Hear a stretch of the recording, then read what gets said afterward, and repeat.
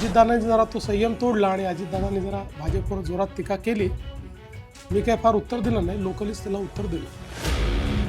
Hindi compulsory असा जर विषय असेल तर कुठलीही भाषा शिका, त्रिभाषा सूत्रात आम्हाला अडचण नाही आहे. कुठलीही भाषा शिकायला आम्ही देऊ, कंपल्सरी मराठीच राहील.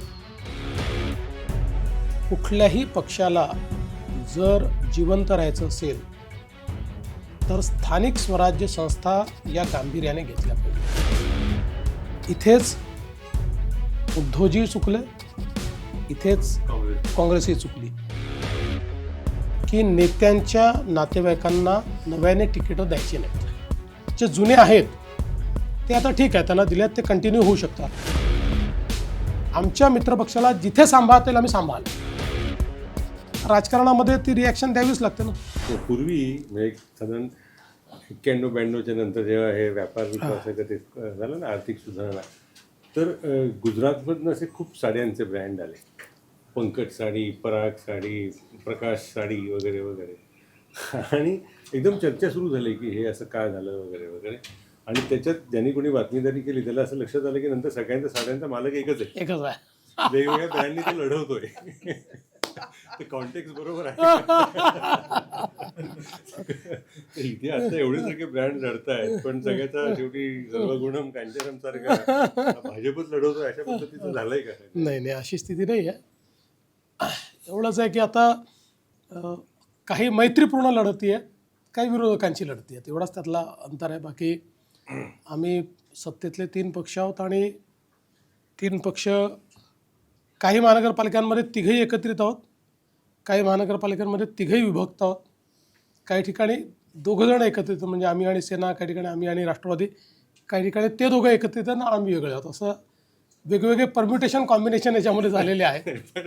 आणि त्याच्यामध्ये म्हणजे अगदी काही लपवून केलं नाही. मी तर पुणे आणि पुणे आणि पिंपरी चिंचवडच्या संदर्भात जाहीरपणे प्रेस कॉन्फरन्समध्ये सांगितलं की हा आमचा स्ट्रॅटेजिक निर्णय आहे, कारण मोठा पक्ष आम्ही आहोत आणि सेकंड पक्ष इथे राष्ट्रवादी अजितदादांची, इतर पक्ष तुलनेनं आता या ठिकाणी नाहीत. त्याच्यामुळे आत्ता जर आम्ही एकत्रित आलो तर ही कार्यकर्त्यांची निवडणूक आहे. कार्यकर्त्यांची नाराजी होईल कारण त्यांना लढता येणार नाही. दुसरं, याचा फायदा आमचे विरोधक घेतील, कारण ज्यांना तिकीटं मिळणार नाहीत त्यांना तुम्ही आमच्याकडे आम्ही तिकीटं देतो. आता 10 वर्षानंतर निवडणूक होते आहे, त्यामुळे डेस्परेशन्स लढण्याचा, म्हणून तो स्ट्रॅटेजिक निर्णय घेतला की आपण त्या ठिकाणी वेगळं लढू. एवढंच त्याच्यामध्ये बदल जो काही झाला तो एवढाच झाला की तिघांनी ठरवलं होतं, बसलो होतं बा, की जिथे सोबत लढणार नाही त्या ठिकाणी एकमेकावर टीका करायची नाही. ते अजितदादांनी जरा तो संयम तोडला आणि अजितदादांनी जरा भाजपवर जोरात टीका केली. मी काय फार उत्तर दिलं नाही, लोकलीच त्याला उत्तर दिलं. पण ते याचाच उपप्रश्न, एक तर गावात जायच्या आधी असं ब्रीफिंग घेता का की आज इथे कोणाविषयी बोलायचं? असं करायची गरज नाही पडत. पण एक खरं सांगतो, म्हणजे इथलं महानगरपालिका सांगत नाही कुठली, कारण इलेक्शन व्हायचं आहे.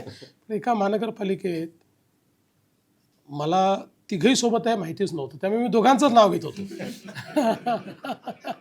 पण चिठ्ठी आली, हे पण आपल्या सोबत आहेत, मग लगेच बदललं मी. काल तुम्ही कमळ कमळ कमळ आणि सगळे करत होता पुण्यामध्ये, काल सगळीकडे धनुष्यबाण आणि हे करत होता. आहे, हे कठीण आहे. आणि पूर्वी सोपं होतं ना, पूर्वी म्हणजे इलेक्ट्रॉनिक मीडिया, डिजिटल मीडिया नव्हता, त्यामुळे या शहरात काय बोललं ते या शहरात फार कळायचं नाही. आता असं नाही आहे, सगळ्या शहरात सगळं माहिती असतं. आणि माझ्या सगळ्या सभा तर माझ्याच हँडलवरनं लाईव्ह असतात, त्याच्यामुळे होतं थोडं कन्फ्युजन होतं. कटुता जी निर्माण झाली ती कटुता कमी करण्यासाठी असे प्रयत्न नाही झाले, कारण तुमच्या प्रदेशाध्यक्ष डायरेक्ट बोलले की आम्हाला पश्चात्ताप होतोय माझी. नाही, मला असं वाटतं की ती 17 तारखेला करून टाकू आम्ही, कटुता संपून जाईल. कटुता नाही आहे फार काही, ठीक आहे, तात्कालिक असतं, पण कटुता वगैरे नाही. कारण पुणे आणि पिंपरी चिंचवडमध्येच हे झालं आहे, बाकी अन्य कुठेही झालं नाही. झालं कुठे. आता बघा, म्हणजे तुम्ही म्हणताय तुमच्या पातळीवर, शिंदेच्या पातळीवर बोलणं झालं नाही. गणेश नाईक म्हणाले घोडे फरार करून टाकू, शिंदेचे घोडे फरार करून टाकू. श्रीकांत शिंदे असे म्हणाले आमच्या रवींद्र चव्हाण हे आमच्या मित्र यादीतले शत्रू क्रमांक 1 आहेत. तर हे तुमच्या पातळीवर झालं नाही, पण खालच्या पातळीवर म्हणजे अगदी घोडे फरार, मित्र यादीतले शत्रू क्रमांक 1, एवढी मनं तुटलेली आहेत खालच्या पातळीवर, तुम्ही कशी जोडाल नेमकी?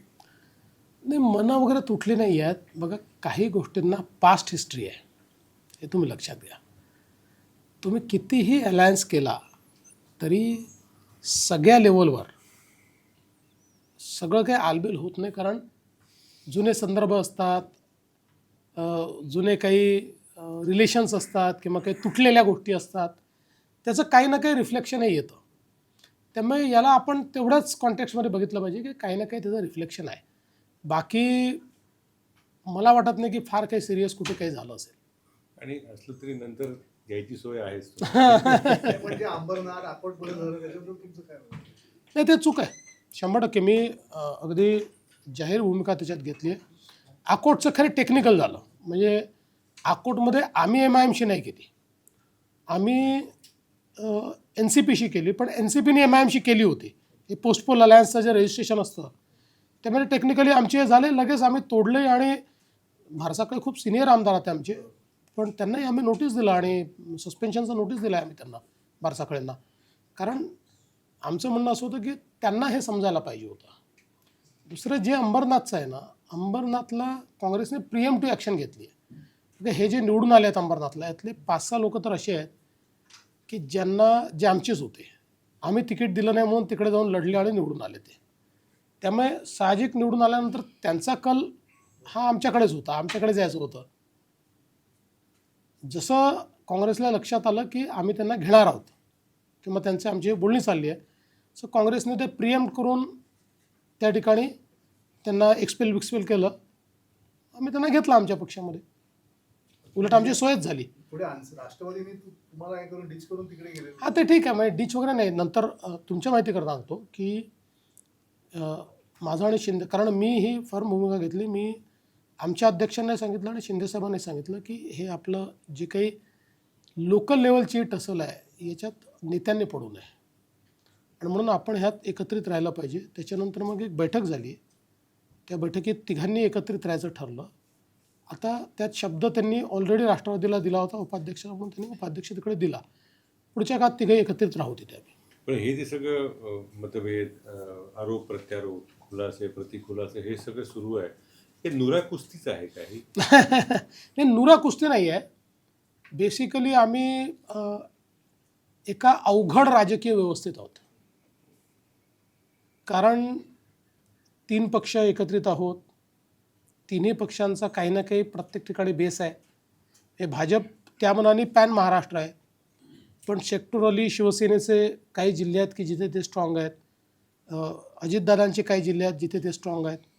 त्यामुळे ते इंटरेस्ट तर प्रोटेक्ट करावे लागतील ना. शेवटी जर आपल्या पार्टीचे इंटरेस्ट प्रोटेक्ट केले नाही, जसं मी सांगितलं की ही जी निवडणूक आहे, या निवडणुकीत आता बघा सगळ्या पक्षात बंडखोरी पण पुष्कळ झाली, बरेच व्हिज्युअल्स टी व्हीवर आपल्याला पाहायला मिळाले, आमच्यावर अन्याय झाला वगैरे. याचं कारण काय आहे की 2017ला निवडणूक झाली, प्रत्येक निवडणुकीनंतर एक पिढी तयार होते. 17च्या नंतर जी पिढी तयार झाली त्याला 22ला लढायचं होतं, 22ला निवडणुकात झाल्याने पुन्हा एक पिढी तयार झाली. त्यामुळे त्या सगळ्यांना असं वाटत होतं, आणि विशेषतः 17च्या नंतरच्या पिढीला तर असं वाटत होतं की आपल्याकरता करो या मरो आहे, ह्यावेळेस लढलो नाही तर पुढचं काय माहिती. आणि म्हणून खूप म्हणजे मला असं वाटतं की सगळ्याच पक्षांसमोर खूप अडचणी होत्या. बरं काय असतं की आता एखादा वॉर्ड आहे, 3-4 निष्ठावंत असतात, त्यातल्या प्रत्येकाला वाटतं की माझी निष्ठा काय कमी पडली, त्यामुळे तेही अडचणी होतात. बरं दुसरं असं आहे की आता आम्ही देखील पक्ष जरी वाढला असला तरी काही सगळ्या भागामध्ये आम्ही वाढलो असं नसतं. अनेक शहरांमध्ये अनेक भाग असे असतात की ज्या ठिकाणी आम्ही नाही निवडून येत, मग आम्ही तिथे बाहेरचे लोक घेतो, जे येतात त्यांना घेतो. ते आल्यानंतर आता बाकी सगळीकडे निवडून येतो म्हणजे इथे निवडून येऊ असं आमच्या कार्यकर्त्यांना वाटतं. त्यामुळे लगेच त्यांना वाटतं की किती अन्याय आपल्यावर, आम्ही इतके दिवस करतो आणि यांना घेऊन टाकलं. त्यांना सांगावं लागतं बाबा 4 निवडणुका आपण निवडून नाही आलो या ठिकाणी, आता कसं निवडून येणार आहोत. त्यामुळे असे सगळे प्रॉब्लेम असतात, पण ही कार्यकर्त्याची निवडणूक असल्यामुळे प्रॉब्लेम जास्त असतात. सर एक चीज़ पूछा था, ये वाई मतलब आपको डिफेंस में मराठी इशू पे इवन तो आप भी मराठी नेता हैं, सारे भाजपा के नेता यहाँ पे महाराष्ट्र मराठी हैं, लेकिन आपको डिफेंसिव पे डाला जाता है, अटैक उस पर किया जाता है और फिर आप आके आपको जस्टिफाई करना पड़ता है.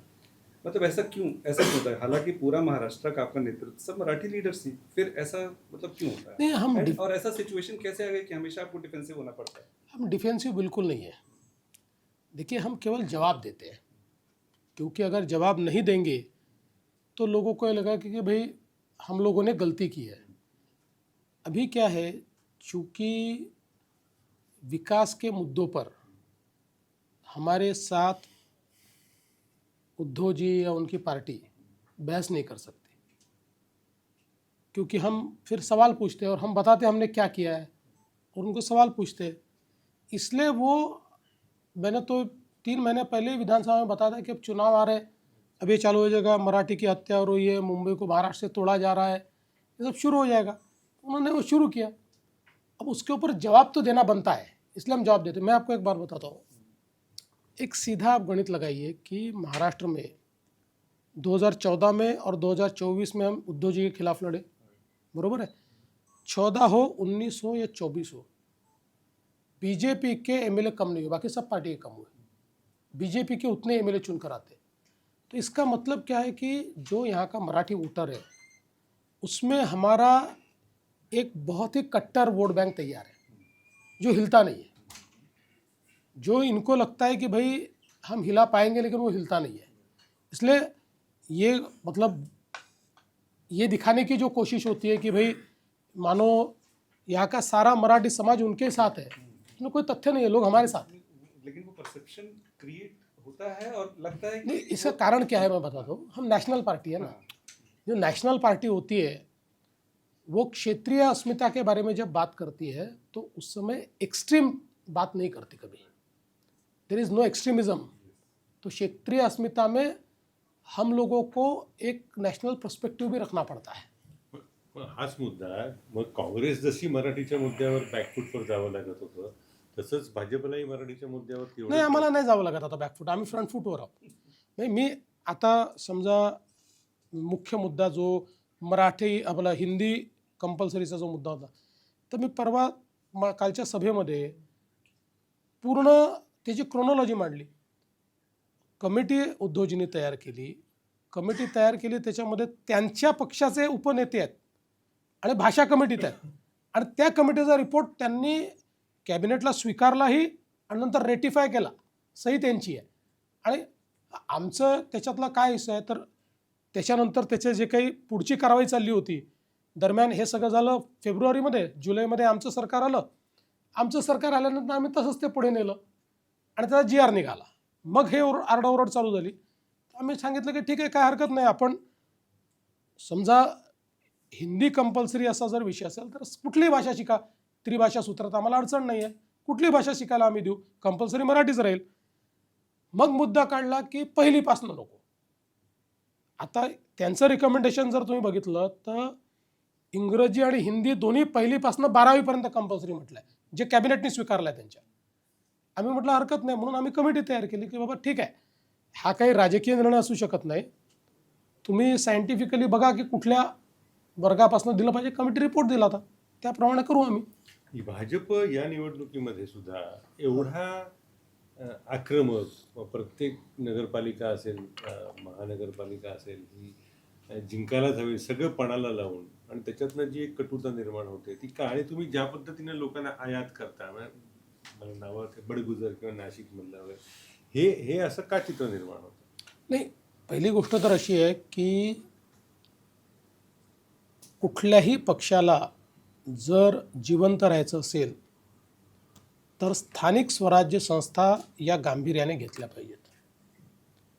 कारण तुमचा कार्यकर्ता तुमच्याकडे पाहत असतो, तो म्हणतो विधानसभा आणि लोकसभेमध्ये तुमच्याकरता मरमर केली आहे मी, आता ही माझी निवडणूक आहे, ही तुमची निवडणूक नाही आहे, माझ्या निवडणुकीत तुम्ही काय करता। आणि तुम्ही बघा, नेमकं इथेच उद्धवजी चुकले, इथेच काँग्रेसही चुकली की कार्यकर्त्याच्या निवडणुकीत उतरले नाही। कारण तुम्ही हारा किंवा जिंका, पण तुम्हाला प्रतिष्ठा कार्यकर्त्याकरता पणाला लावावीच लागते, ते नाही लावली, आम्ही लावतो। बघा, मी आता तुम्हाला एक उदाहरण सांगतो की मी मुख्यमंत्री आहे, मला असं सांगितलं आमच्या लोकांनी की एक 10,000 मतांचं गाव आहे, जिथे आपली परिस्थिती खराब आहे. तुम्ही आले तर कदाचित जिंकू. गेलो, नाही जिंकलो आम्ही, हारलोच, 300 मतांनी हारलो. पण मी गेलो, माझी प्रतिष्ठा पणाला लावली, कारण त्या माझ्या कार्यकर्त्याची निवडणूक आहे ना. त्यामुळे जेव्हा नेते अंग चोरणं चालू करतात अशा निवडणुकीत, तेव्हा मग तुमच्या पक्षाची हानी होते. आणि दुसरा मुद्दा तो कोणाला आहे म्हणजे नाही एवढ्या- नाही हे बघ, तुम्हाला एक सांगतो की उदाहरणादाखल, अगदी आता तुम्ही नाशिकचाच विषय म्हटला. नाशिकमध्ये ज्यांना आम्ही पक्षात घेतलं शिवसेनेचे लोक आहेत, ते म्हणजे उबाठाचे लोक आहेत. ते तुम्ही जर बघितलं तर ते वॉर्ड जे आहेत, हे वॉर्ड आम्ही गेल्या 3 निवडणुका नाही जिंकलो. आम्ही प्रयत्न करून पाहिला. त्यानंतर आता त्यांना असं वाटत होतं की उबाठाचं इथे काही राहिलंच नाही, कारण नेते येत नाही, संघटने राहिलं नाही, त्यामुळे आपण भाजपकडे जावं. साहजिक आमच्या तिथल्या लोकांना वाटतं ना की बाबा अनायसे 7-8 नगरसेवक आपल्या वाढतात, 4 तर नक्कीच वाढतात, शेवटी राजकीय पक्ष आहे, त्यामुळे घेतलं जातं. पण अगदी आपल्या निवडून येणाऱ्या जागांवर लोक घेतलं तसं नाही आहे. आणि मी सगळ्या म्हणजे जेव्हा तक्रार करायला येतात ना, म्हणजे आमच्याकडे येतात, शेवटी डेमोक्रेसी आहे, मी कार्यकर्त्यांना विचारतो की चला आपण हिशोब लावू, सांगा तुमच्या याच्यात बाहेरून आलेले किती, मोजा. जेवढ्यांना मोजायला लावलं कुठेही 8-10% मॅक्सिमम, 5%, 7%, 10%, त्याच्यावर नाही. बाकी मग ते मान्य करतात की हां नाही हा आपलाच आहे, हा 20 वर्षापासून आहे, हा 10 वर्षापासून आहे.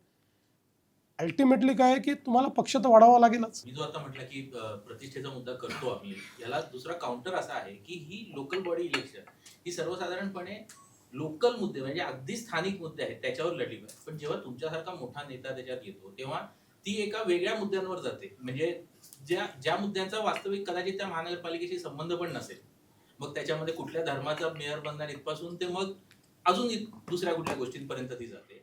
याच्यापेक्षा स्थानिक स्वराज्य संस्था ज्या मुद्द्यांवर लढल्या पाहिजेत त्याच्यावरती गेली पाहिजे असं नाही का वाटतं? मला अगदी पटतं तुमचं म्हणणं, आणि म्हणून मी तुम्हाला उदाहरणादाखल सांगतो. नगरपालिकेच्या निवडणुका झाल्या, माझी सगळी भाषणं नगरपालिकेची सगळी ही तुम्हाला माझ्या चॅनलवर उपलब्ध आहे. कुठलंही भाषण काढा, फक्त विकास बोललो मी. काय केलं आत्तापर्यंत, काय करणार आहे, त्या शहरातल्या गावातल्या समस्या काय आहेत, त्याच्यावर आमचं स्ट्रॅटेजी काय आहे.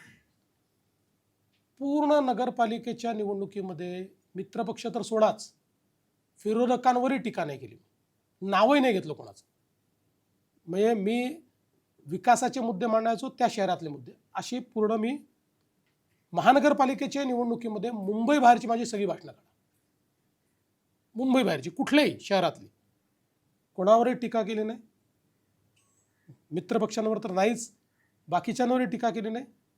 पूर्ण त्या शहराचा विकासाचे जे मुद्दे आहेत, म्हणजे 2014 नंतर जेव्हा जेव्हा संधी मिळाली तेव्हा तेव्हा आम्ही काय केलं, आणि आता पुढे आमचा त्या शहराचा आमची ब्ल्यूप्रिंट काय किंवा मास्टर प्लॅन काय, हेच सगळीकडे मी मांडलं. मुंबईमध्ये जी काही आमची लढाई आहे त्याच्यामध्ये उत्तरं जर दिले नाहीत तर इथे थोडा आम्हाला प्रॉब्लेम आहे. म्हणजे आपण मला असं वाटतं की एकाच साईडनी नैतिकता पाळायची अशी लढाई नाही होत. त्यामुळे मग इथलंही चला माझं तुम्ही कुठलंही भाषण काढा, त्या भाषणामध्ये 10%च्या वर मी उत्तर किंवा राजकारण नाही बोलत. बाकी 90% तुम्ही बघा, मुंबईचा विकास पुढे काय करणार आहे, हाऊसिंगचं काय करणार आहे, दळण पर्यावरणाचं काय करणार आहे, या संदर्भातलंच विजन मी मांडतो. या उलट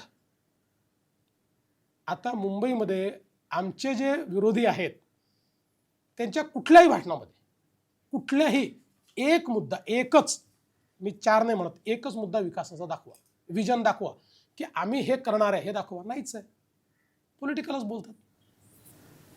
या विकासावरनं त्याच प्रश्नाचा पुढचा भाग असा आहे की सातारला जवळ जो संगम माऊलीला संगम आहे कृष्णा आणि वेण्णाचा, 2 नद्यांची पाणी वेगवेगळी दिसतात. तसं तुमच्या सरकारमध्ये 3 नद्यांच्या पाण्याचं वेगवेगळं दिसतं ना. विकासाचा मुद्दा तुमचा आणि बाकीच्यांच्या विकासाच्या अनुषंगाने ते भ्रष्टाचाराचे होतात, ते यासाठी तुम्ही नाकारणार कसं? नाही नाही, असं नाही आहे. असं आहे की त्यांच्या म्हणजे शेवटी सरकारचा प्रमुख म्हणून या सगळ्याची जबाबदारी माझीच आहे. आणि म्हणून कुठेही जर असं लक्षात आलं की काही चुकीचं होतं आहे, नियमबाह्य होतं आहे, तर ते आम्ही थांबवतो, ते आम्ही एक्झिक्यूट होऊ देत नाही. काही लोकांनी चुका केल्या तर ते घरी देखील गेलेले आहेत. आणि एकाच पक्षाचे गेले. हां, पण आता ठीक आहे, म्हणजे दुसऱ्या पक्षाचे करतील तरी जातील, अजून केलं नाही आहे त्यांनी. त्यामुळे या बाबतीत मला असं वाटतं की आमची पॉलिसी ही काही फार कॉम्प्रोमाइज करण्याची नाही आहे. आणि बाकी तुम्ही जर कार्यपद्धती आणि व्यवहार म्हणाल तर आम्ही 3 एकदम वेगळे पक्ष आहोत. म्हणजे कार्यपद्धतीने व्यवहाराच्या बाबतीत भाजपची एक वेगळी पद्धत आहे, शिवसेनेची इतक्या वर्षाची वेगळी पद्धत आहे, आणि NCPची अजून तिसरी पद्धत आहे. त्यामुळे त्यातलं तर अंतर तुम्हाला पाहायला मिळेलच. नाही, पण मग त्याच्यामुळे एकंदर राज्य म्हणून आपण मागे पडतो असं नाही का वाटत? उदाहरणार्थ अगदी अनावश्यक प्रकल्प हाती घेणं, कंत्राटदाराचाच फायदा त्याच्यामध्ये आहे, सरळ सरळ दिसतंच आहे. ज्याची मागणी कधीही लोकांनी केलेली नाही असे प्रकल्प हाती घेणं, त्याच्या निमित्तानं त्या सगळ्या प्रकल्पांची कॉस्ट एस्केलेशन, किंमत वाढत जाणं, हे तर तुमच्या काळात पण घडलेलं आहे ना. मग नाही त्याला का माफ नाही करायचं आहे? नाही नाही नाही आता असा कुठलाही प्रकल्प आम्ही घेऊ दिलेला नाही, कुठलाही अनावश्यक प्रकल्प घेतलेला नाही, कॉस्ट एस्केलेशन आम्ही होऊ देत नाही. मी तर तुम्हाला सांगतो की मुख्यमंत्री झाल्यानंतर ज्यावेळी माझं असं लक्षात आलं की काही प्रकल्प जे आहेत हे योग्य प्रकारे तयार झालेले नाही आहेत, त्याच्या कॉस्ट ठीक नाही आहेत, तर मी हे एकनाथ शिंदेजींच्या लक्षात आणून दिलं. उदाहरणार्थ काय प्रकल्प? उदाहरणादाखल काही आम्ही रोडचे टेंडर काढले होते, आणि त्याचं ज्यावेळेस ॲनालिसिस केलं त्यावेळेस असं माझ्या लक्षात आलं की याच्यामध्ये जे काही त्याचे एस्टिमेशन्स आहेत हे काही योग्य नाही आहेत, किंवा ज्या कॉस्टला आपण दिलेले आहेत त्या कॉस्ट काही बरोबर नाही आहेत. आता आपल्याला हे सांगतं कोणीतरी येऊनच सांगतं ना, आपण काही इंजिनियर नाही आहोत.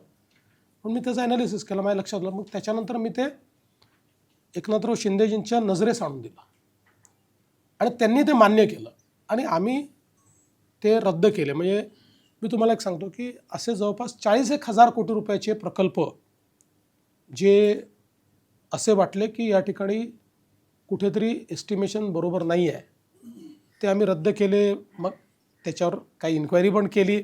अर्थात ते काय इंजिनियर लोकांचं म्हणणं असतं, मग इथला DSR घेतला, तिथला DSR घेतला, त्याला अर्थ काही फार नसतो, पण त्याच्यावर आम्ही नजर ठेवून आहोत. आणि तुम्हाला दुसरं एक सांगतो, आता मी मुख्यमंत्री झाल्यापासून तुम्ही BMCचे टेंडर बघा. आता तर बॉडी येईल, पण बॉडी नव्हती. मॅक्सिमम टेंडर आता हे 10% 12% खाली गेले आहेत. आणि 10% 12% खाली गेले हे महत्त्वाचं नाही आहे. काही महत्त्वाच्या टेंडरमध्ये 16 लोकांनी पार्टिसिपेट केलं आहे आणि कॉम्पिटिशन केली आहे.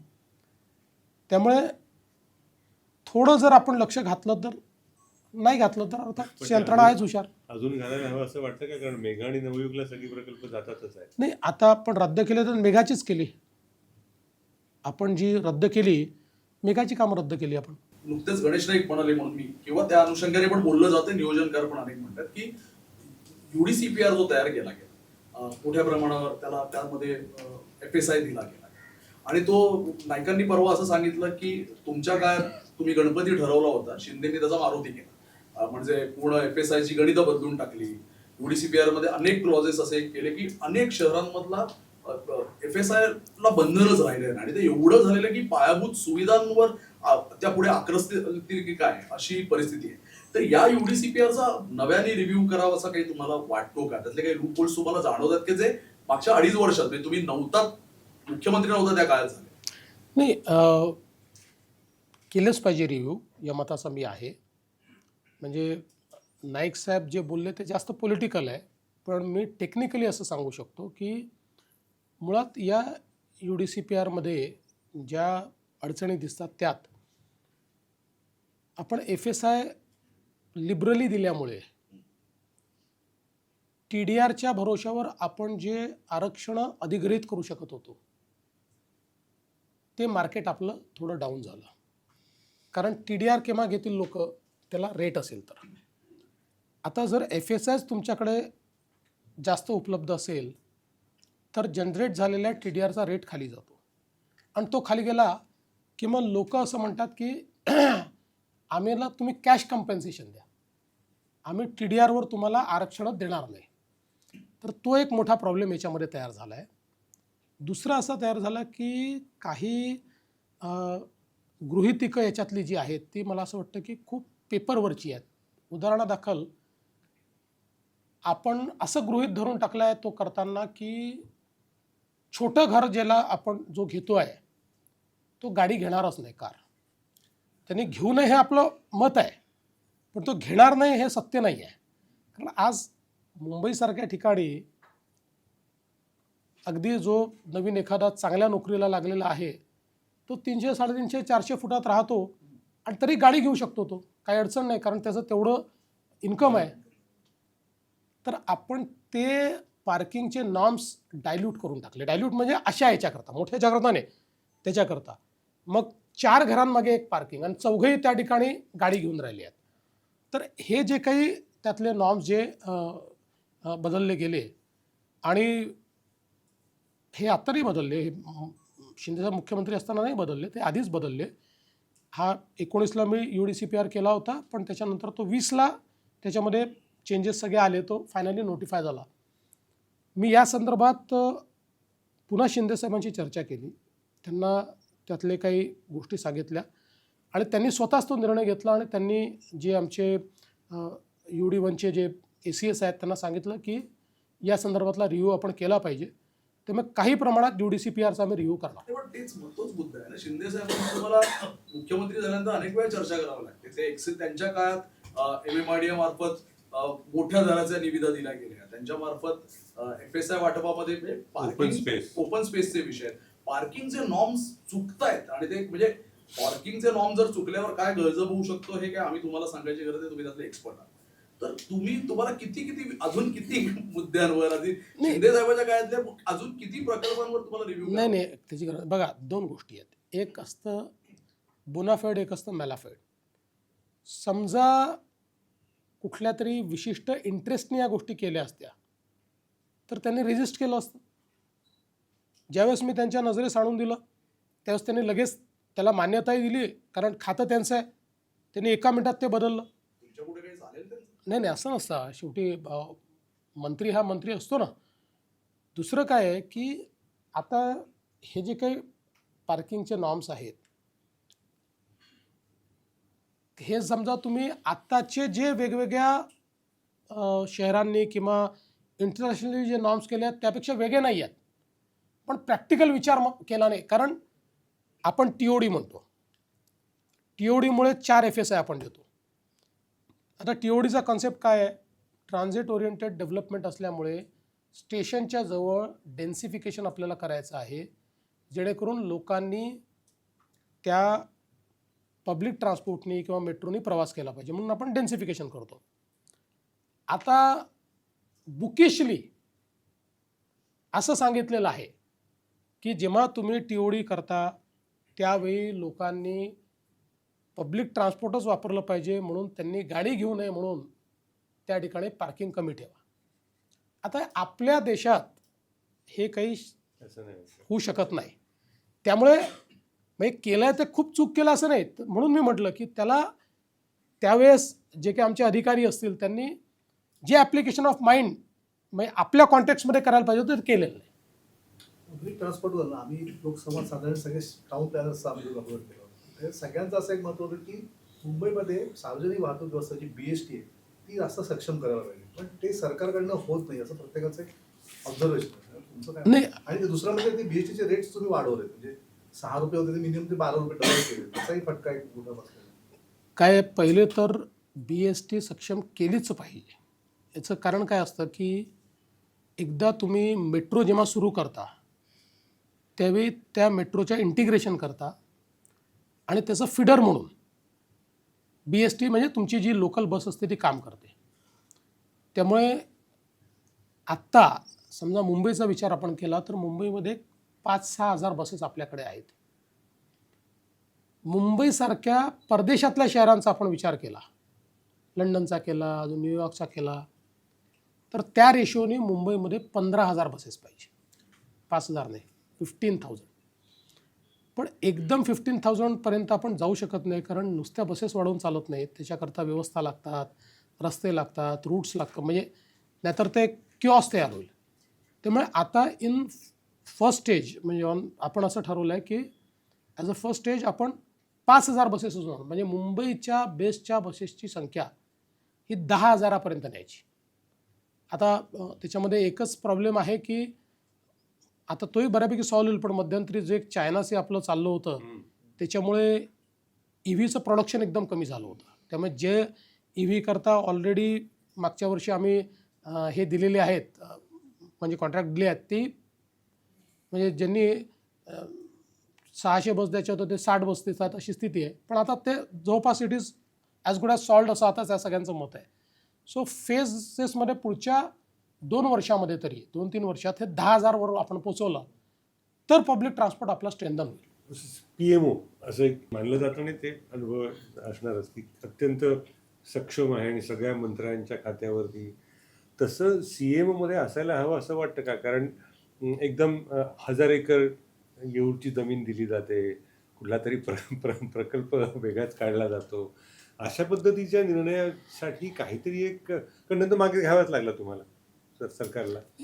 पहिल्यांदा तर त्या जमिनीचा विषय सांगतो की त्या जमिनीमध्ये त्याचा निर्णय हा मंत्र्यांनी घेतलेला नाही, तो कोर्टाने घेतला आहे. कोर्टाच्या निर्णयाप्रमाणे फक्त म्युटेशन केलं आहे. पण तरी देखील ज्यावेळेस असा काय विषय आला तर हे एकदा पुन्हा बघितलं पाहिजे म्हणून त्यांनी त्याला स्टे केला आणि तो रिव्ह्यूमध्ये घेतला. बट अल्टिमेटली त्याच्यात मंत्रीचा अधिकार नाही आहे, कारण हायकोर्ट आणि सुप्रीम कोर्ट दोघांनी निर्णय देऊन 60 साली ही कुठलीही प्रक्रिया न करता याच्यावर फॉरेस्ट लावलेला आहे, हा कधी फॉरेस्टचा भाग नव्हता असं ते कोर्टाचा निर्णय आहे. पण ते वेगळी गोष्ट आहे.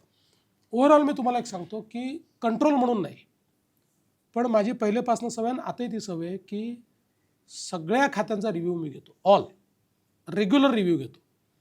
सगळ्या खात्यांचे जे महत्त्वाचे प्रोजेक्ट्स आहेत या प्रोजेक्ट्सला मी ड्राईव्ह करतो. आणि तुम्हाला माहिती आहे माझ्याकडे वॉर रूम आहे. इन्फ्रास्ट्रक्चर प्रोजेक्टची एक वॉर रूम आहे, सोशल सेक्टरची एक वॉर रूम आहे.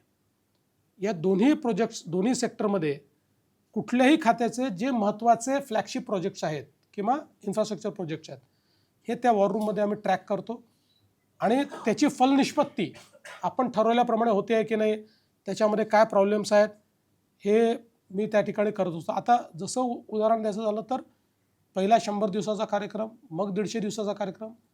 हा कार्यक्रमच असा डिझाईन केला होता की सगळ्या खात्यांना दिशा मिळाली पाहिजे आणि दोन्ही कार्यक्रम आमचे फार यशस्वी झाले. आता इलेक्शनमुळे थोडं आम्हाला हे पोस्टपोन करावं लागलं, पण तरी आता 150 दिवसाच्या कार्यक्रमाचं जे 26 जानेवारी म्हटलं होतं त्याप्रमाणे आमचं बऱ्यापैकी काम पूर्ण झालेलं आहे आणि त्यांनी दिशा ती ठरलेली आहे. तर डे टू डे वर्किंगमध्ये मी कुठल्याही मंत्र्याच्या त्या ठिकाणी इंटरफिअर करत नाही, पण हे निश्चित आहे की खातं चालवणं ही मुख्यमंत्री म्हणून माझी देखील जबाबदारी आहे.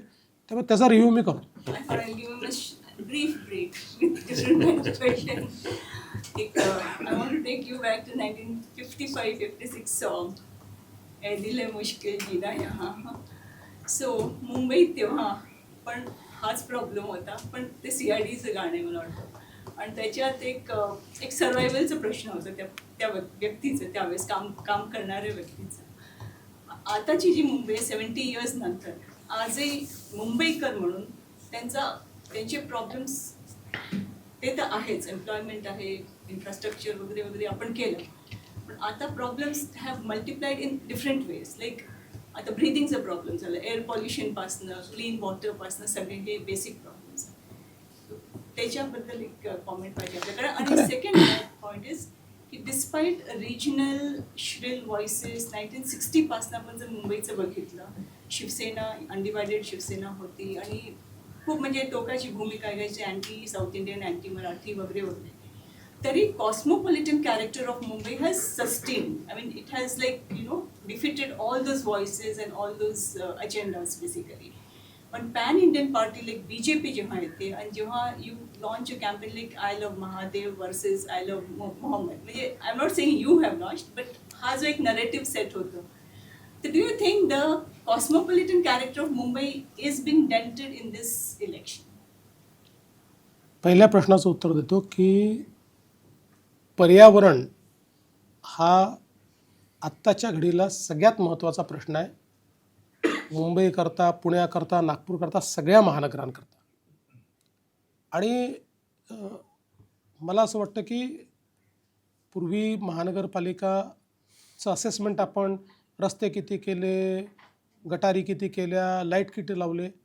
आता पुढच्या 5 वर्षामध्ये आपल्याला हे असेसमेंट करताना पर्यावरणावर काय ॲक्शन घेतली हा आपल्याला या दृष्टीने करावं लागेल. आणि म्हणून बघा त्यातले काही मुद्दे काय आहेत तर वॉटर पोल्युशन, एअर क्वालिटी या सगळ्या गोष्टी.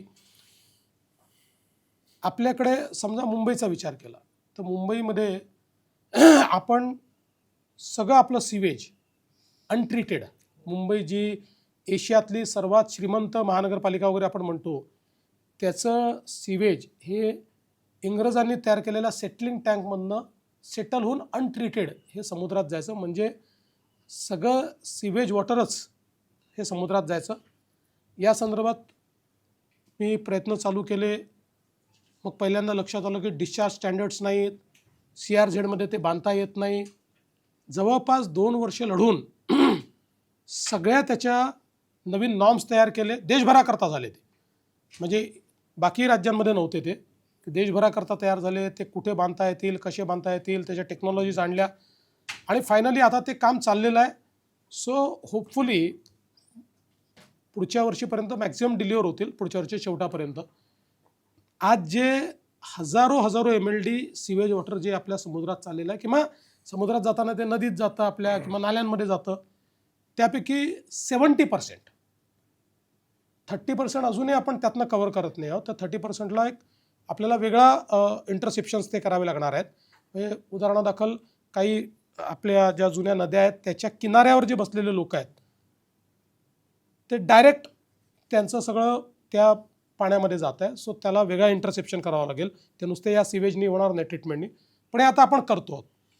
असंच आत्ता एक मी मध्यंतरीच्या काळामध्ये एक आम्ही निर्णय घेतला की पुढच्या 5 वर्षामध्ये साधारण 17,000 कोटी रुपये क्लायमेट ॲक्शन प्लॅनवर मुंबईत आम्ही खर्च करू.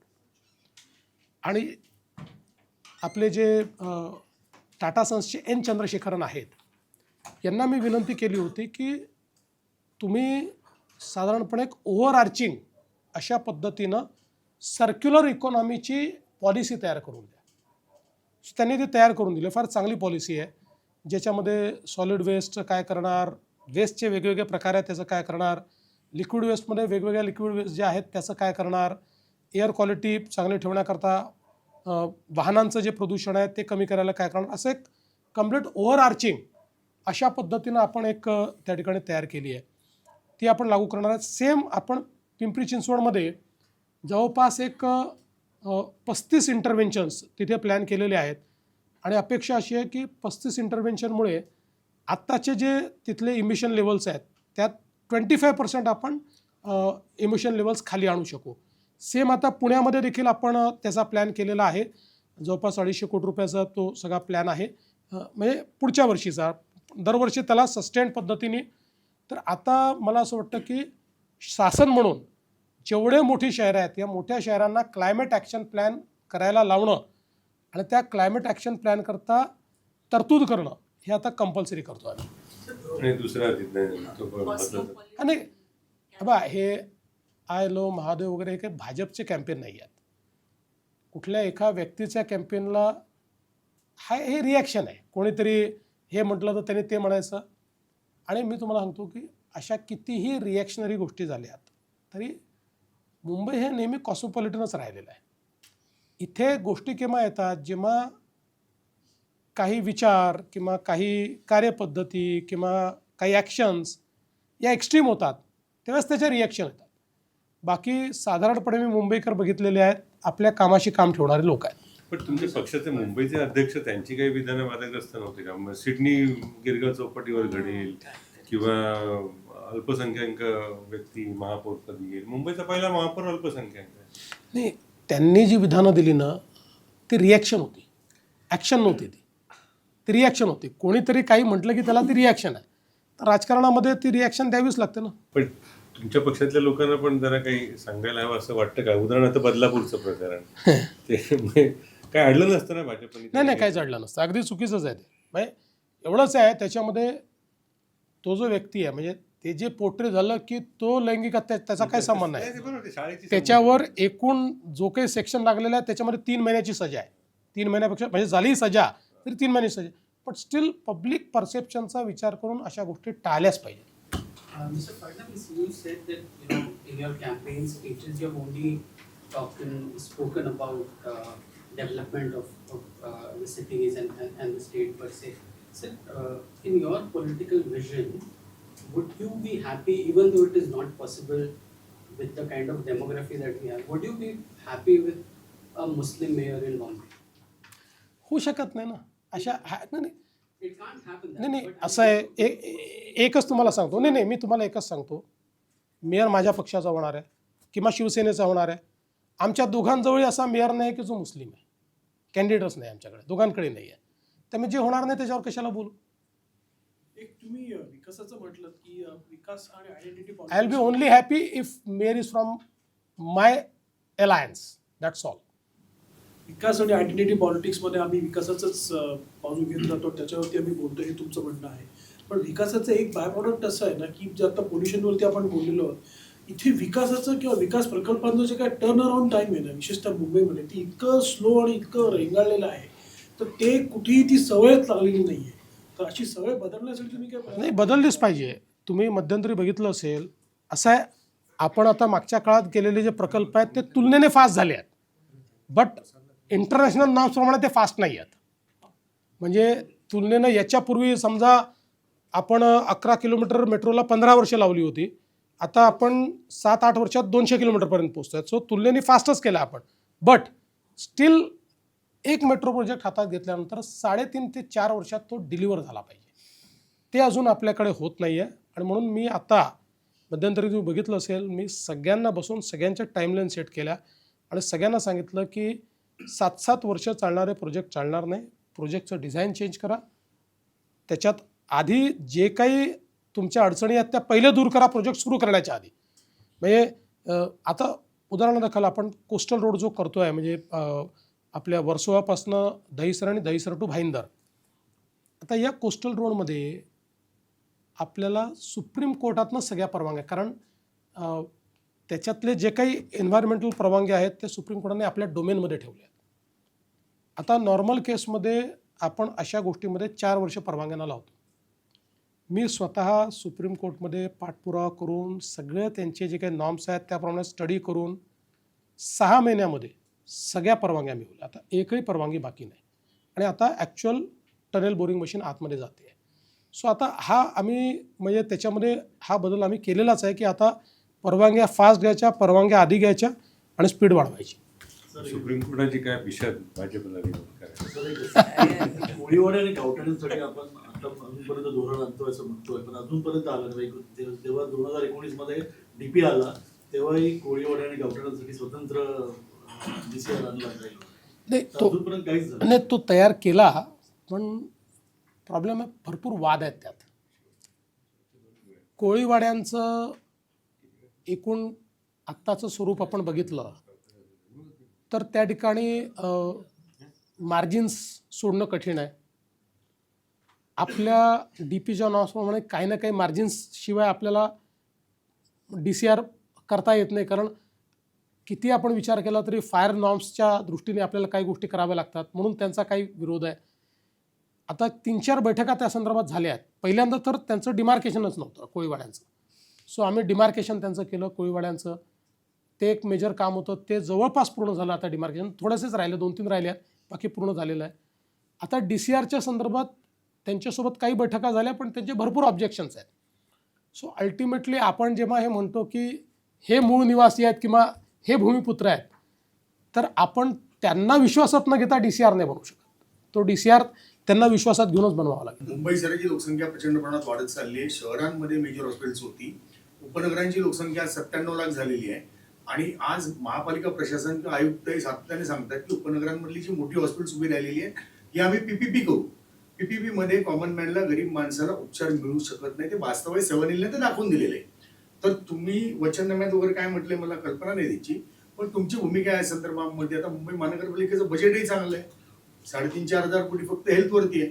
तर अशा वेळेला PPP मॉडेल न करताना उपनगराच्या लोकसंख्येचा विचार करून हेल्थ सक्षम करणार का, आणि ती महानगरपालिकाच चालवेल अशी तुमची भूमिका असेल? महानगरपालिका चालवेल की PPP होईल याचा त्या प्रोजेक्टचा विचार करून ठरवण्यात येईल. पण एवढं सांगू शकतो मी, PPP केलं तरी किंवा महानगरपालिकेने चालवलं तरी, जो मुंबईतला सामान्य माणूस आहे त्याला जे महानगरपालिकेच्या हॉस्पिटलमध्ये खर्च येईल किंवा येणार नाही, मोस्टली येतच नाही, ती स्थिती इथे त्याच्याकरता राहील, वेगळी राहणार नाही. उलट मी तुम्हाला आता सांगतो की समजा मुंबईसारख्या ठिकाणी आम्ही महात्मा फुले जनआरोग्य योजनेतनं मुंबईकरांचा हप्ता भरतो आहे, पण त्या मानाने मुंबईमध्ये त्याचा वापर कमी आहे.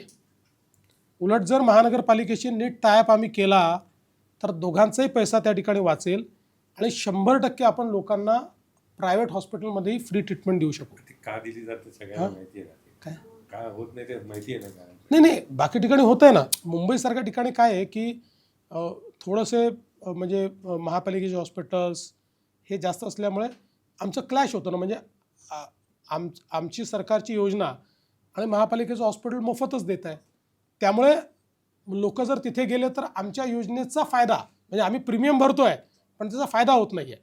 सो याला रॅशनलाइज आम्हाला निश्चितपणे करता येईल. शक्यतोवर महानगरपालिकेची क्षमता आहे, महानगरपालिकेने स्वतः चालवले पाहिजे. काही हॉस्पिटल्स मात्र PPPवरही तयार करता येते. भाजप कायम घराणेशाहीवर टीका करत आलाय. आता मुंबईत एका घरात काही तिकीटं, त्यांच्या मुलांना तिकीटं, हे खूप चर्चेत आहे. आता याबद्दल धोरण किंवा भाजपची भूमिका काय, हा एक. आणि दुसरं, मगाशी अगदी सुरुवातीच्याच प्रश्नात तुम्ही असं सांगितलं की त्या ठिकाणची गरज लक्षात घेऊन आम्ही विभक्त लढलो. मग आता निवडणुकीनंतर पुन्हा एकत्र येणार का? पहिला जो प्रश्न आहे ना, यात आमची ही भूमिका होती की नेत्यांच्या नातेवाईकांना नव्याने तिकीटं द्यायची नाहीत.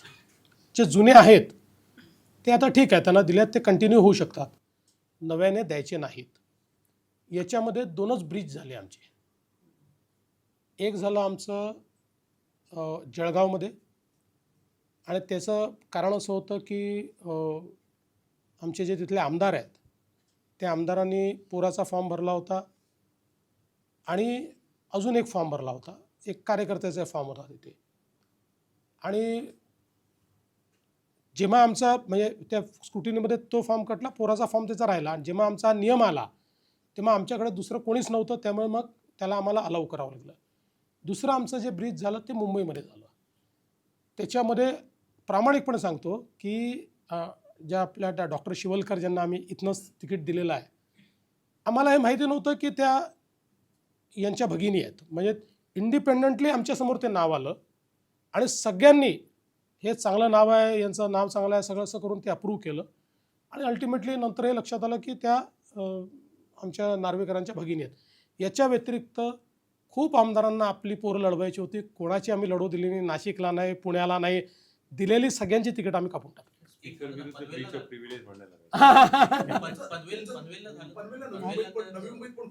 नाही, पनवेललाही बरोबर आहे तुमचं म्हणणं. एक पनवेलला हे झालं आहे, पण ते काय झालं आहे की पनवेलमध्ये ढमाले म्हणून त्यांचं आम्ही तिकीट केलं आणि नंतर हे काय होतं, आमच्याकडे नावं येतात ना, नंतर हे लक्षात आलं की त्या याची बहीण, म्हणजे ती राहते दुसरीकडे, ती लग्नही खूप वर्षापूर्वी झालेलं आहे, पण टेक्निकली ती आमदाराची बहीण आहे आमच्या. नाही बाबा, ते तसं तुम्ही नायकांच्या पुतळ्यांना वगैरे पण दिलं, तो माझा मुद्दा नाही. नाही, नव्याने नाही दिलाय असं नाही. नव्याने पुतळे पण नाही झाले ना. हां, नव्याने नाही दिला. आम्ही नियम केला, तो नियम पूर्ण पाळला. माझा दुसरा प्रश्न आहे, माझा असा प्रश्न आहे तुमच्या मित्रपक्षांविषयी ना. मित्रपक्षांना तुमच्या भाजपाच्या एकूण भूमिकेविषयी एवढं कन्फ्युजन आहे. तुम्ही दादांना त्यांच्या घरात त्यांच्याला आवडतं जे शहर आहे तिथे तिकडे तुम्ही एकत्र गेला नाही. शिंदेंना मात्र तुम्ही ठाणं बाय दिलं. शिंदेंना तुम्ही ठाणं बाय देताना मात्र शिंदेच्या जे आजूबाजूची शहर आहे, नवी मुंबई आहे, मीरा भाईंदर आहे, उल्हासनगर आहे, तिकडे मात्र शिंदेना तुम्ही सूट दिली नाही. दादांना तुम्ही तिकडे अडकवताय, शिंदेंना तुम्ही त्यांचं शहर मोकळं करून देताय, त्यांचा बालेकिल्ला, पण आजूबाजूचा मी फास म्हणणार नाही, पण आजूबाजूच्या शहरांमध्ये त्यांना तुम्ही गुगली टाकताय. म्हणजे त्यांना ठाण्यात देताना तुम्हाला इतर शहरं त्यांना देत नाही. ही तुम्ही तुमच्या मित्रपक्षांना तुमच्याविषयी म्हणजे भाजपाविषयी विश्वास वाटावा असं काही दिसत नाहीये का? म्हणजे ते जरा कन्फ्युज होत आहेत. तुम्ही कन्फ्यूज होताय, ते नाही. कारण सांगतो, तुम्हालाही कल्पना आहे ठाण्यात पूर्वीपेक्षा आमची ताकद किती वाढली आहे. तरी आम्ही ठाणं सोडलं. कल्याण डोंबिवलीमध्ये नंबर 1चा पक्ष आम्ही होतो, 1 नंबरचा. मी सांगतो आताच्या परिस्थितीत आम्ही 1 नंबरचा पक्ष होतो. आमचे आमदारही आहेत आणि आम्ही 1 नंबरचा पक्ष होतो. आमच्या सर्वेमध्ये कल्याण डोंबिवलीमध्ये त्यांच्यापेक्षा 6% आम्ही जास्त होतो. पण आम्ही त्या ठिकाणी ठरवलं आपल्याला अलायन्स केला पाहिजे, कारण आपल्यातच फिअर्स बॅटल दुसरं कोणीच नाही तुम्ही तिथे. ठरवलं म्हणजे दिल्ली हां, दिल्ली याच्यात येतच नाही. दिल्लीचा काही संबंधही नसतो. दिल्लीला हे माहीत नाही की कुठे निवडणूक चालली आहे मुंबई सोडून. हे सगळं मी केलं. पण शिंदे गेले होते ना नाही, एकदाही नाही गेले. या दरम्यान एकदाही नाही गेले. तिकीटं तपासून घ्या. गेले होते. नाही गेले, कोणीच नाही गेले. रवी चव्हाणही गेले नाही, शिंदे गेले नाही. आम्ही हा निर्णय केला आणि आम्ही त्या ठिकाणी 56 जागा आम्ही घेतल्या, 65 त्यांना दिल्या. प्रश्न बाकीच्या महानगरपालिका आहेत. पनवेलमध्ये आम्ही युती केली. उल्हासनगरमध्ये त्यांनी आमच्याशी युती केली नाही. त्यांनी ऑलरेडी टीम ओमी कलानीशी युती केली होती. त्यामुळे त्यांनी सांगितलं आम्ही आता इथे करू शकत नाही. मीरा भाईंदरमध्ये अख्खी 2/3 मेजॉरिटीची आमची महानगरपालिका होती आणि ते अर्ध्या जागा मागत होते. तर ते आम्हाला शक्य नव्हतं. त्यामुळे आम्ही सांगितलं हे होणार नाही. आणि नवी मुंबईमध्ये हिस्टॉरिकली ते शक्य नव्हतं. आता मी तुम्हाला एक उदाहरण सांगतो, नाही जळगावचं उदाहरण सांगतो. म्हणजे भाजपने काय सॅक्रिफाईस केलं हे पुन्हा सांगतो. जसं कल्याण डोंबिवली, जळगावमध्ये आमचे 57 निवडून आले होते. 2/3 मेजॉरिटी आमच्याकडे होती.